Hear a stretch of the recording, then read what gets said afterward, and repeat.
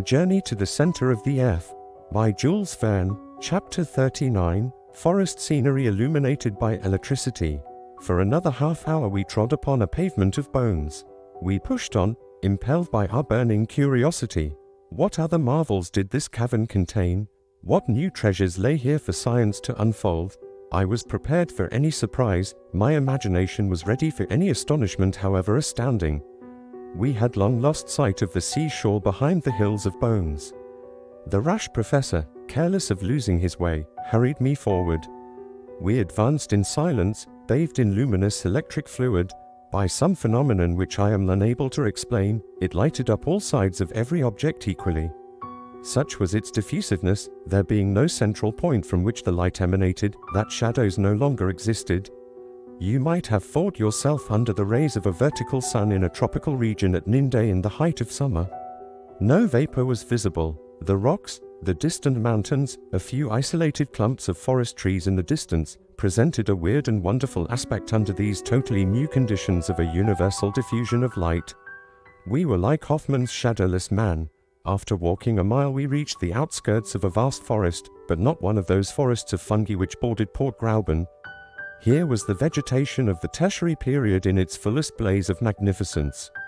Tall palms, belonging to species no longer living, splendid palmacites, firs, yews, cypress trees, fuges, representatives of the conifers, were linked together by a tangled network of long climbing plants. A soft carpet of moss and hepaticas luxuriously clothed the soil. A few sparkling streams ran almost in silence under what would have been the shade of the trees, but that there was no shadow. On their banks grew tree ferns similar to those we grow in hothouses.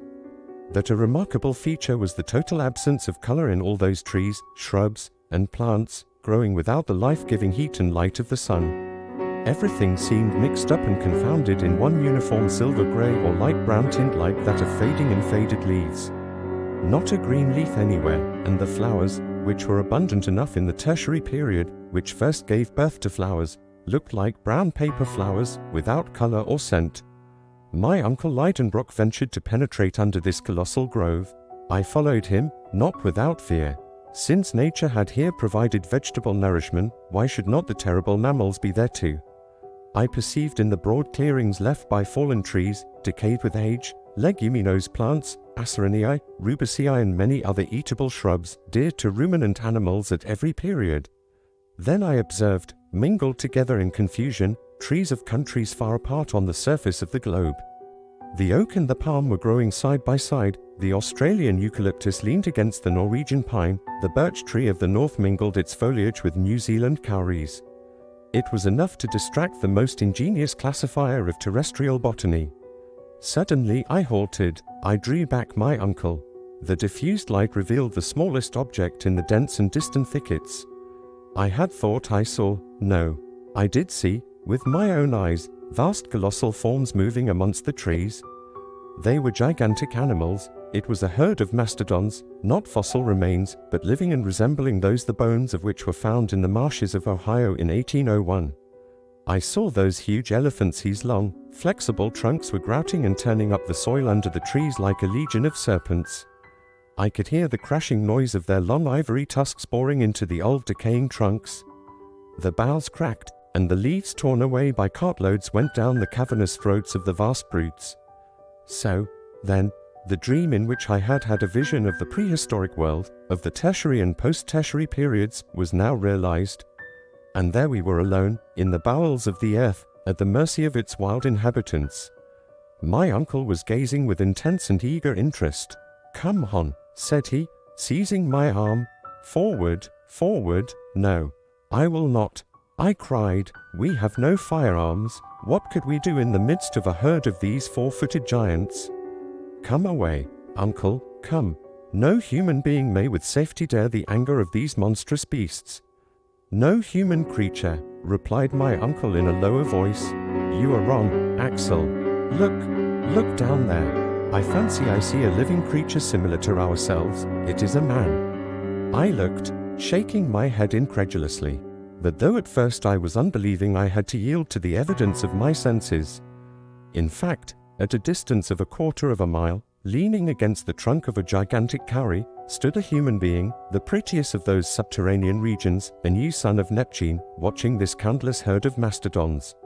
Amanus pecorus custos, amania its. 1. The shepherd of gigantic herds, and huge as still himself. Yes, truly, huge as still himself. It was no longer a fossil being like him whose dried remains we had easily lifted up in the field of bones. It was a giant, able to control those monsters. In stature he was at least 12 feet high.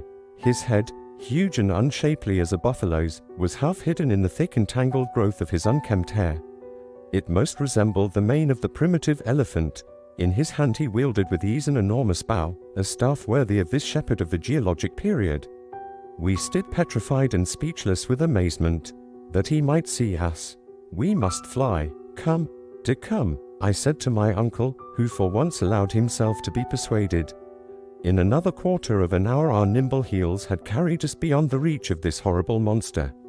And yet, now that I can reflect quietly, now that my spirit has grown calm again, now that months have slipped by since this strange and supernatural meeting, what am I to think? What am I to believe? I must conclude that it was impossible that our senses had been deceived, that our eyes did not see what we supposed they saw.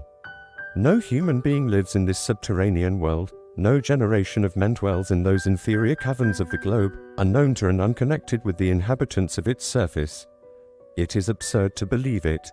I had rather admit that it may have been some animal whose structure resembled the human, some ape or baboon of the early geological ages, some Protopithecus, or some Mesopotheca, some early or middle ape-like that discovered by Mr. Lartet in the bone cave of Sansao. But this creature surpassed in stature all the measurements known in modern paleontology. But that a man, a living man, and therefore whole generations doubtless besides, should be buried there in the bowels of the earth, is impossible. However, we had left behind us the luminous forest, dumb with astonishment, overwhelmed and struck down with a terror which amounted to stupefaction. We kept running on for fear the horrible monster might be on our track. It was a flight, a fall, like that fearful pulling and dragging which is peculiar to nightmare. Instinctively we got back to the Lidenbrock Sea, and I cannot say into what vagaries my mind would not have carried me but for a circumstance which brought me back to practical matters. Although I was certain that we were now treading upon a soil not hitherto touched by our feet, I often perceived groups of rocks which reminded me of those about Port Gräuben. Besides, this seemed to confirm the indications of the needle, and to show that we had against our will returned to the north of the Lidenbrock Sea. Occasionally we felt quite convinced. Brooks and waterfalls were tumbling everywhere from the projections in the rocks. I thought I recognized the bed of Surterbrand, our faithful Hansbach, and the grotto in which I had recovered life and consciousness. Then a few paces farther on, the arrangement of the cliffs, the appearance of an unrecognized stream, or the strange outline of a rock, Carney to throw me again into doubt. I communicated my doubts to my uncle. Like myself, he hesitated. He could recognize nothing again amidst this monotonous scene. Evidently, said I, we have not landed again at our original starting point, but the storm has carried us a little higher, and if we follow the shore we shall find Port Gräuben. If that is the case it will be useless to continue our exploration, and we had better return to our raft. But, Axel, are you not mistaken? It is difficult to speak decidedly, uncle, for all these rocks are so very much alike. Yet I think I recognize the promontory at the foot of which Hans constructed our launch. We must be very near the little port, if indeed this is not it, I added, examining a creek which I thought I recognized. No, Axel, we should at least find our own traces, and I see nothing. But I do see, I cried, darting upon an object lying on the sand. And I showed my uncle a rusty dagger which I had just picked up. Come, said he, had you this weapon with you? I, no, certainly, but you, perhaps. Not that I am aware, said the professor. I have never had this object in my possession. Well, this is strange. No, Axel, it is very simple. The Icelanders often wear arms of this kind. This must have belonged to Hans, and he has lost it. I shook my head. Hans had never had an object like this in his possession. Did it not belong to some Predomite warrior? I cried, to some living man, contemporary with the huge cattle driver. But no, this is not a relic of the Stone Age. It is not even of the Iron Age.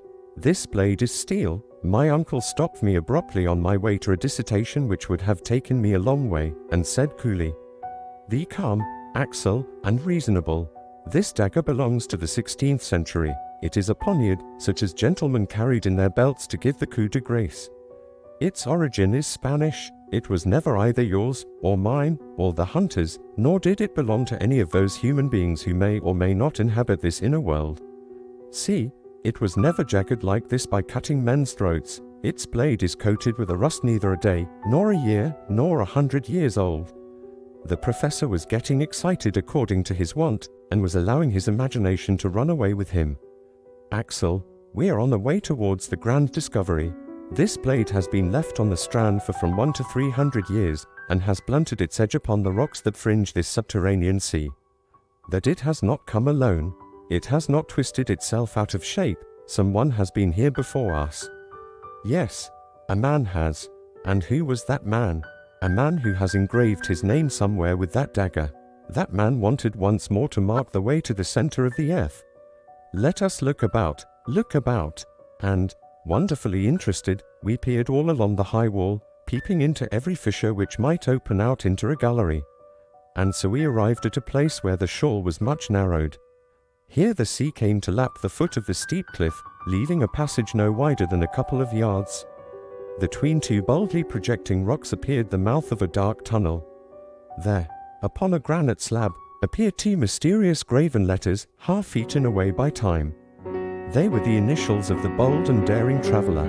"Runic initials appear here, A.S.," shouted my uncle.